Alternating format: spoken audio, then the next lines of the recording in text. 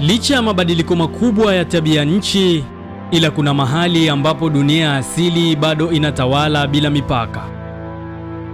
Hapa ndipo ardhi inakutana na upeo wa macho na maisha ya wanyama yanaendelea kwa mzunguko wa kale usiobadilika. Mahali hapa hujulikana kama Serengeti.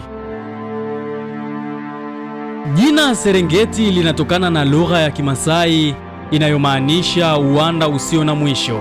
Ni kweli, utapotazama utaona nyasi zinazotanuka hadi mwisho wa upeo wa macho yako, zikibeba siri za maelfu ya viumbe hai. Kila mwaka Serengeti hushuhudia tukio kubwa la uhamaji wa wanyama usiomithilika. Zaidi ya nyumbu milioni 1.5 wakifuatana na pundamilia na swala usafiri maelfu ya kilomita kutafuta malisho na maji. Safari hii si rahisi, imejaa hatari, hasa wanapovuka mito yenye mamba wakali na kukabiliwa na simba wanaovizia. Mzunguko huu ni maisha na kifo, ambapo kila hatua ni mapambano ya kuendelea kuishi. Serengeti ni nyumbani kwa wanyama watano wakubwa, yani Big Five, nikimaanisha simba, tembo, chui, nyati na kifaru. Simba hutawala uwanda huu kwa fahari, huku duma wakikimbia kwa kasi isiyo na kifani kuwinda mawindo yao. Tembo wakitembea kwa makundi wakionyesha nguvu na hekima ya asili. Lakini anga, mamia ya ndege huruka wakiongeza uzuri na uhai katika mandhari ya kipekee. Ndani ya Serengeti kuna jamii inayojulikana kwa utamaduni wake wa kipekee na uhusiano wa karibu na asili.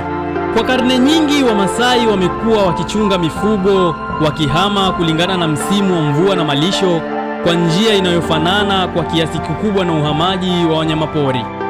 Mavazi yao ya rangi ya ng'avu, shanga za mapambo na mila zao za kitamaduni zinazoonyesha utambulisho wao wa kipekee. Ngoma na nyimbo za jadi hutumika katika sherehe, ibada na hata katika mawasiliano ya kijamii. Ukiachana na Masai, pia kuna makundi mengine ya wenyeji wanaohifadhi mila zao, wakiheshimu ardhi na wanyama kama sehemu ya maisha yao ya kila siku. Imani zao ziko nyingi, zikihusisha heshima ya asili, ambayo wanyama na mazingira huonekana kama zawadi ya thamani inayopaswa kulindwa. Serengeti si tu makazi ya wanyama, bali pia ni hazina ya historia ya binadamu, hadithi, methali na simulizi za kale zikirisishwa kizazi kimoja hadi kingine, zikieleza mahusiano ya binadamu na mazingira yao. Watalii wanaotembelea eneo hili hupata fursa ya kujifunza kuhusu maisha ya jadi, kuanzia ufugaji, upishi. Serengeti si tu kivutio cha utalii, ni urithi wa dunia, ni sehemu ya mfumo mkubwa wa ekolojia. Hifadhi hii ina mchango mkubwa katika uhifadhi wa viumbe hai na utafiti wa kisayansi duniani. Serengeti ni zaidi ya ardhi, ni simulizi ya dunia ya zamani inayodumu hadi leo. Ni mahali ambapo jua linapochomoza, hadithi mpya huanza, na kila linapotua, historia inaendelea kuandikwa kimya kimya. Asili haizungumzi kwa maneno, inaongea kupitia upepo, sauti za wanyama na mwenendo wa maisha usiokoma.